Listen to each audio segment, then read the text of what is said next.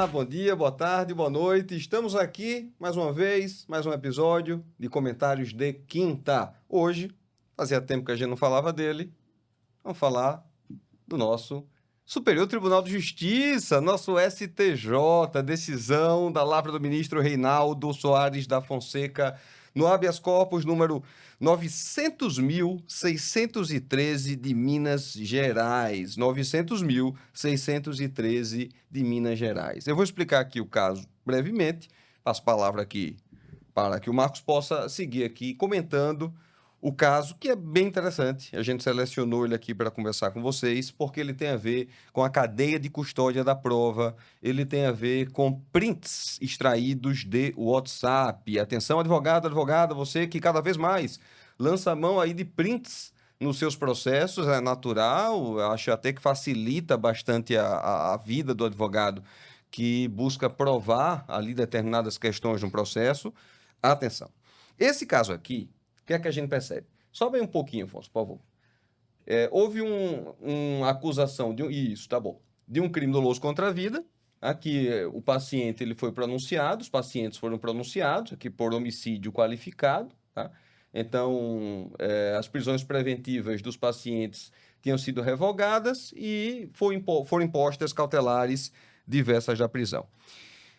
Bem, resumindo o caso, foi impetrado aqui o habeas corpus, que chegou até o STJ, substitutivamente, e nesse habeas corpus se alegava aqui a questão da ilicitude da prova pela inobservância da cadeia de custódia da prova. Vamos subir um pouquinho mais.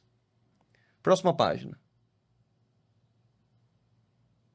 Isso, aqui. Tá? Então aqui, como vocês podem ver, a defesa ela tinha pleiteado a juntada de um relatório Celebrity, que eu confesso para vocês que eu nunca tinha ouvido falar desse tal de relatório, mas que tem a ver aqui com a questão da perícia, ou perícias feitas nos celulares aqui apreendidos, em relação aos prints que foram colocados como provas do envolvimento deles na empreitada criminosa. E aí, mais adiante, a informação do Instituto de Criminalística é de que não foi possível acessar o conteúdo das mensagens do celular do apontado autor do crime, Michel, atestando, portanto, a perda do material a ser periciado, ora, né? A polícia que vai ter, a polícia lato sensu, polícia científica, que ela vai ter que custodiar aqui esse material e ela vai ter que assegurar a lisura desse material para que ele esteja, inclusive, à disposição das partes, caso as partes queiram requerer perícias adicionais ou pelo menos uma perícia, porque, pelo que me parece no caso aqui, nenhuma perícia chegou aqui, de fato, a ser realizada. Então, quando a defesa ela vem clamar pela ausência da veracidade ali dos prints, o que se questiona aqui é justamente esse perecimento, já que não se pôde dar conta dele, violando, pelo menos aparentemente, assim entendeu o ministro Reinaldo, a cadeia de custódia da prova. Olá, pessoal, bem-vindos a mais um comentário de quinta, né?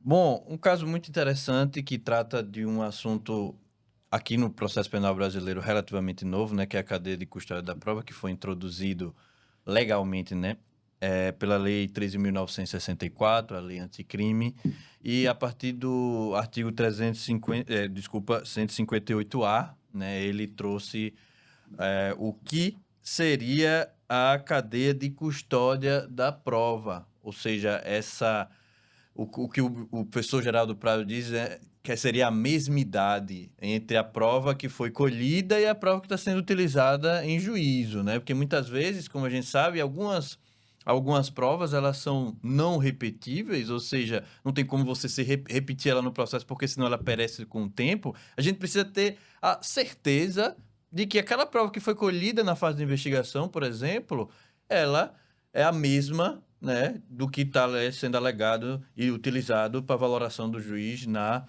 sentença dele. Então, nesse caso aqui, concreto que a gente está analisando, houve prints de WhatsApp, mas que aqueles prints não foram... A perícia, né, a polícia científica não conseguiu acessar o celular, aparentemente, né, e não conseguiu verificar se foi daquela forma que foram feitas aquelas colocações. E vejam que prints de WhatsApp hoje em dia, com as IAs da vida que a gente tem aí, são muito facilmente manipulados. Então, o ministro entendeu que só o print sem nenhuma verificação de que ele é verdadeiro, né, não valeria para ser valorado como prova. Existem, na verdade, alguns softwares, né, André, que hoje em dia já verificam a veracidade, né? O checkfacting Isso. o Verifact. verifacting, desculpa, ele é o mais famoso, né? Então, você é advogado, você aí que se interessa, caso você não queira ter um problema, como foi tido aqui, em relação a provas de WhatsApp, de prints, você passa por esse verifychecking, né? E aí verifacting, desculpa, e ele vai já colocar como se realmente dizendo que realmente tem a veracidade daquele print. Ou você pode ir para um cartório e pagar 700 e poucos reais numa ata notarial comprovando a veracidade e contribuindo aí para a alimentação do dono do cartório, bastante sacrificada nos últimos anos. Não que o Verifacting seja Não de graça, ele não é de carozinho, graça. mas não é 700 reais para Não, você. não vale a pena, vale a pena. Verifact, patrocina a gente, tá? Entre em contato, tudo certo. Eu chamo a atenção para outro ponto aqui, Marcos, porque como é um caso do júri, o juiz ele pronuncia se valendo também desses elementos, né, das provas irregulares. E como é sabido, aqui a decisão de pronúncia, uma cópia dela, é entregue nas mãos dos jurados leigos. Isso é destacado aqui pelo ministro, como isso poderia ser problemático. Porém, não podemos dizer que tudo são flores, porque em que pese reconhecer a violação à cadeia de custódia da prova, o que já é fantástico. Vou até aqui trazer aqui a expressão, a passagem colocada em itálico, em destaque aqui, citando um agravo regimental no HC, pelo próprio ministro Reinaldo, que citando do ministro Azulay Neto. A jurisprudência desta Corte Superior é firme no sentido de que a cadeia de custódia consiste no caminho idôneo a ser percorrido pela prova até sua análise pelo expert, de modo que a ocorrência de qualquer interferência indevida durante sua tramitação probatória pode resultar em sua imprestabilidade para o processo de referência. Então reconhece isso, é fantástico. Só que alega-se, não tivemos acesso aqui à decisão de pronúncia, alega-se que essa pronúncia ela se baseava em outros elementos para além dos prints aqui destacados. Então, mesmo reconhecendo-se... outra coisa, não se conheceu do HC, mas se concedeu ordem de ofício, o que não é a primeira vez que aparece aqui, muito pelo contrário, mostrando como isso pode ser recorrente.